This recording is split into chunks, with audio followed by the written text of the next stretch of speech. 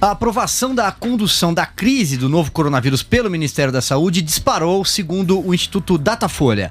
Governadores e prefeitos também têm avaliação superior à do presidente. O levantamento ouviu 1.511 pessoas por telefone para evitar contato pessoal e tem margem de erro de 3 pontos percentuais para mais ou para menos. Na rodada anterior, feita de 18 a 20 de março, a pasta conduzida por Luiz Henrique Mandetta tinha aprovação de 55%. Agora, o número saltou para 76%, enquanto a reprovação caiu de 12% para 5%. Já o presidente viu sua reprovação na emergência sanitária subir de 33% para 39%, crescimento no limite da margem de erro. A aprovação segue estável, 33% ante 35%, assim como a avaliação regular, de 26% para 25%. Zé, passo então aí a palavra para você. Pesquisa é sempre uma coisa complicada. Nesse caso, uma fotografia do momento, absolutamente do momento que o país está vivendo. Então, eu faria aqui somente essa ressalva, de que é uma fotografia, né?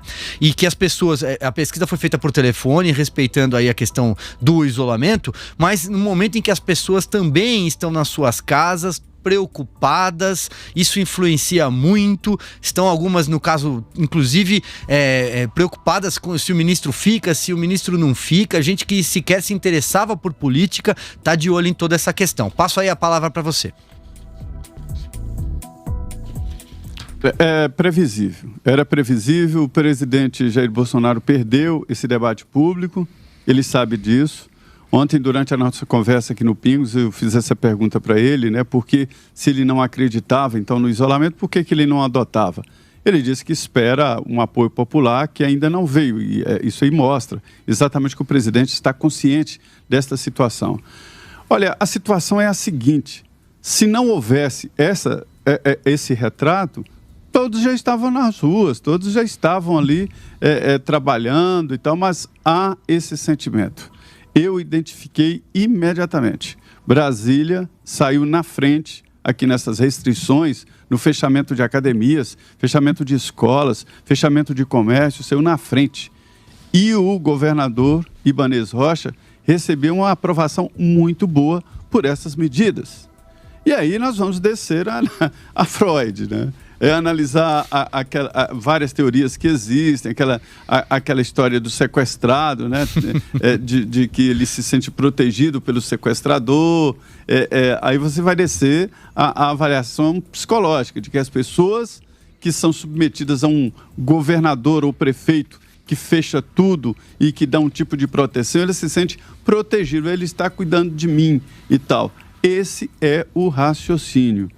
Eu vou ser franco, eu não tenho uma decisão 100%, eu acho que é tudo muito novo, né? Se esse confinamento é eficaz ou não. Brasília foi a primeira cidade a adotar um confinamento radical. O fechamento que foi total e imediato antes de qualquer caso. E o que está acontecendo? Brasília é hoje o ente da federação com maior número de casos e de mortes, levando em consideração o número de habitantes, né? Está igual, 370 infectados com 4 mortes de Minas Gerais inteira, para você ter uma ideia, né? Então, assim, a gente vê sinais de que o confinamento não é uma medida 100% eficaz. Jogar o povo na rua e abrir tudo pode não ser eficaz também e, principalmente, vai encher os hospitais, as UTIs, e será um caos na saúde. Então, existem argumentos para os dois lados. Como eu acredito na ciência, e a ciência exige comprovação, é difícil você sair por aí dizendo vamos abrir as portas ou vamos fechar as portas. Então, esta é a situação. E no mundo inteiro, viu, Silvio? Eu tenho observado, não há nenhum caminho, nenhuma receita do bolo 100% eficaz neste caso.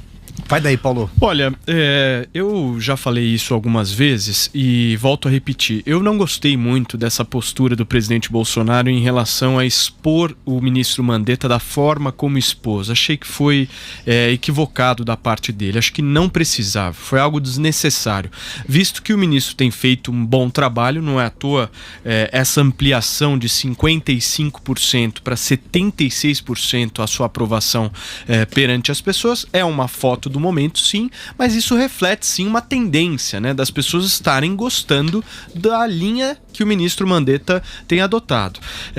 E eu acho que esse tipo de situação, pelo menos eu acredito nisso, né, Zé, eu acho que é muito melhor a gente se fechar dentro de uma sala, brigar, mas assim, xingar tudo que tem que xingar, conversar tudo que tem que conversar, colocar todos os pingos nos is, literalmente, do que você expor o seu subordinado da forma que foi exposto. Então, eu já falei isso e volto a repetir. Achei que foi absolutamente desnecessário da parte do presidente disso. Agora, existe uma situação que aí é a que o presidente precisa avaliar e tentar se equilibrar nisso, que é a de um ministro que não está seguindo as ordens e a política estabelecida pelo seu próprio chefe. Afinal de contas, o presidente Bolsonaro deixou de maneira clara que na semana que vem, se o comércio não abrir, ele vai agir de alguma forma. Ainda não sabe qual é a forma que ele vai agir,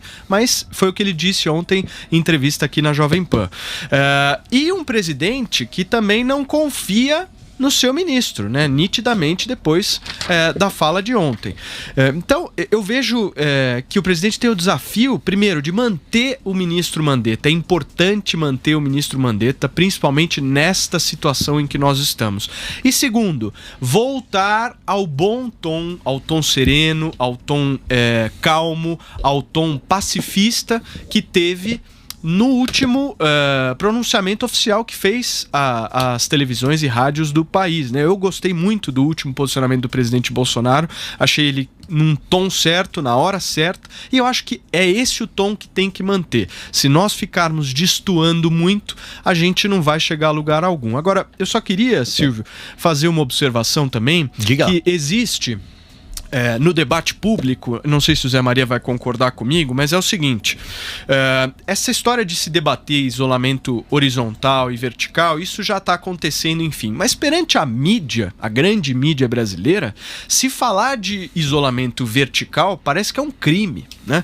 E a gente vê alguns cientistas, alguns bons estudiosos, como por exemplo o Dr. Anthony Wong, que a gente teve a oportunidade de entrevistá-lo no Jornal da Manhã, em que pontuou de maneira técnica que ele não acredita em isolamento horizontal exatamente por outros males que esse isolamento horizontal traz,